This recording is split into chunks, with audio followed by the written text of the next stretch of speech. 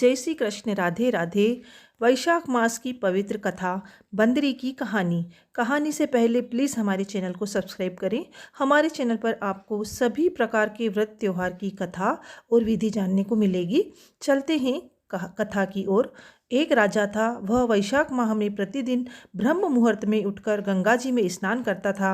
राजा का आदेश था कि मुझसे पहले गंगा जी में कोई भी स्नान नहीं करेगा। राजा जब गंगा जी में स्नान करने जाते तो उन्हें प्रतिदिन शांत जल के स्थान पर हिलता हुआ हलचल युक्त जल दिखाई देता था। तो राजा को संदेह होता था कि निश्चय ही मुझसे पहले कोई रोज गंगा जी में स्नान करता है। अतः राजा ने नदी के तट पर पहरेदार बिठा दिए। गंगा जी के तट पर एक वृक्ष था। उस पर एक बंदरिया रहती थी। वह प्रतिदिन राजा के स्नान करने से पहले स्नान करके वृक्ष पर चढ़कर बैठ जाती थी। इस प्रकार होते होते पूरा वैशाख माह व्यतीत हो गया, किंतु अंतिम दिन राजा के सिपाही ने देख लिया और उस बंदरिया को पकड़कर राजा के पास ले गए और कहा कि यह बंदरिया आपसे पहले प्रतिदिन गंगा जी में स्नान करती है।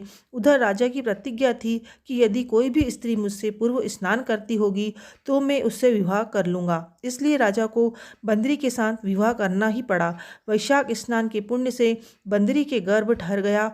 9 माह पूर्ण होने पर बंदरी ने राजा से पूछा कि शिशु जन्म के समय मुझे क्या करना चाहिए। तब राजा ने महल में एक घंटी लगवा दी और बंदरी से कहा कि जब तुम्हें दर्द हो तो इसे बजा देना, मैं संपूर्ण प्रबंध कर दूंगा। राजा की अन्य रानियां भी थी, उनकी कोई संतान नहीं थी। बंदरी को गर्भ है यह समाचार सुनकर अन्य रानियां मन ही मन बंदरी से ईर्ष्या करने लगी और भावी संतान का नाश करने हेतु विभिन्न योजनाएं बनाने लगी। घंटी लगी देखकर एक रानी ने बंदरी से इसका कारण पूछा। बंदरी ने संपूर्ण वृत्तांत बता दिया। रानी ने बहकाया कि एक बार घंटी बजाकर तो देख ले कि राजा आते हैं या नहीं। बंदरी ने घंटी बजाई तो राजा दौड़े दौड़े महल से आए और घंटी बजाने का कारण पूछा। इस पर बंदरी ने उत्तर दिया कि मैंने तो रानियों के कहने पर घंटी बजाई थी।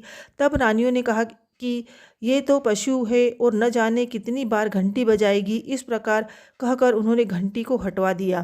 कुछ दिनों बाद बंदरी के शिशु जन्म का समय आया तो उसने अन्य रानियों से पूछा कि मैं क्या करूं। तब रानी ने कहा कि तुम आँखों पर पट्टी बांधकर सो जाओ। बंदरी के वैशाख माह के स्नान के पुण्य प्रताप के रूप में एक सुंदर पुत्र हुआ। शिशु के जन्म होते ही उसके रोने से पूर्व ही रानियों ने उसे एक टोकरी में रखकर दासी को दे दिया और आदेश दिया कि इसे नदी में बहाकर आओ और इस शिशु के स्थान पर एक पत्थर रख दिया। राजा को भी कहलवा दिया कि बंदरी ने एक पत्थर को जन्म दिया है। राजा ने सुना तो उन्हें भी संतोष कर लिया कि जब दूसरी रानियों के संतान नहीं है तो यह तो बंदरी है, इसकी क्या संतान होगी। उधर दासी ने उस सुंदर शिशु को नदी में न बहाकर कुम्हार के खंदड़ में रख दिया। दूसरे दिन कुम्हार कुम्हारिन खंदड़ में गए तो वहाँ एक सुंदर शिशु को रोते हुए देखा। कुम्हार कुम्हारिन भी निसंतान थे। उन्होंने उस शिशु को अपने लिए भेजी गई भगवान की भेंट माना और बड़े ही प्रेम से शिशु का पालन पोषण करने लगे। कुछ बड़ा होने पर बालक को यह ज्ञात हुआ कि वह रानी बंदरी का पुत्र है जिसको रानियों ने मरवाना चाहा था। एक दिन वह बालक कुम्हार के बनाए हुए मिट्टी के हाथी घोड़े लेकर पनघट पर जा बैठा और दासियों को देखकर कहने लगा कि आओ रे मेरे मिट्टी के हाथी घोड़े, पानी पियो। जब दासियों ने यह बात सुनी तो वह हंसने लगी और बोली, अरे मूर्ख, कभी मिट्टी के हाथी घोड़े भी पानी पीते हैं क्या। इस पर उस बालक ने कहा कि कभी बंदरी के भी पत्थर जन्म लेता है क्या। उस बालक की यह बात दासियों ने जाकर महल में कही। तब रानियों ने दूसरे दिन विष मिलाकर लड्डू भेज दिए। ईश्वर की कृपा से लड्डू गोंद और बादाम के हो गए और उन लड्डू को खाने से उस लड़के की मृत्यु नहीं हुई। यह समाचार दासी ने रानी को कहा और रानी ने राजा से कहकर कुम्हार को देश निकलवा दिया।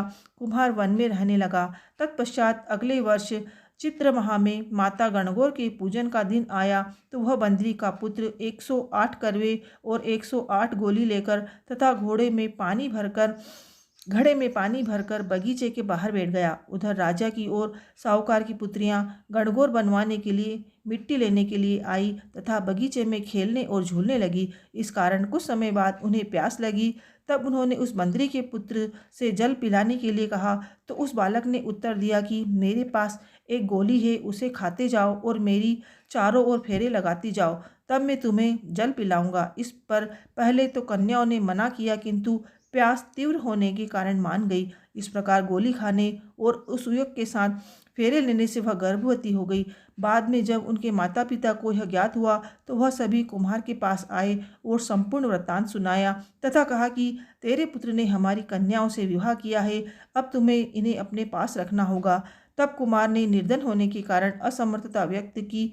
दो कन्याओं के माता पिता ने बहुत सारा धन देकर अपनी कन्याओं को कुम्हार के घर विदा किया और कुमार के पास के घर 108 बहुएं आ गई और कालांतर में उनके 108 ही पोते हो गए। कुमार ने समस्त नगरी को भोजन हेतु निमंत्रण दिया और राजा को भी बुलवा दिया।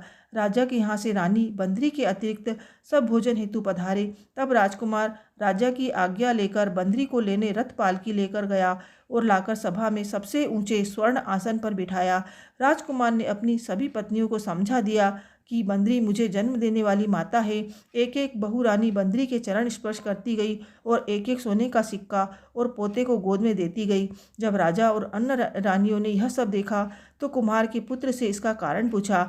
रानियों को तो संदेह होने लगा कि यह अवश्य ही मंत्री का पुत्र है, इसलिए रानी और रूठ कर राजा को कहने लगी कि कुम्हार के पुत्र ने हमारा अपमान किया है और बंदरी का सम्मान किया है, अतः हम लौट कर जा रही हैं। इधर राजा को पुत्र के जन्म का संपूर्ण रहस्य ज्ञात हो गया था, इसलिए उन्होंने रानियों को देश निकाला दिया और अपनी पुत्र वधु एवं पोत्रों को लेकर महल में आया और राजकुमार का राज तिलक हुआ। कुम्हार कुम्हारिन को राजकुमार ने महल में रहने के लिए निवेदन किया, किंतु वह नहीं माने। तब राजा ने उन्हें ढेर सारा धन दिया।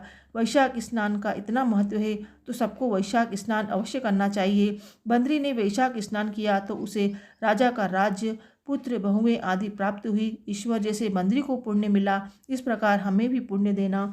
बोलो जय श्री कृष्ण। राधे राधे।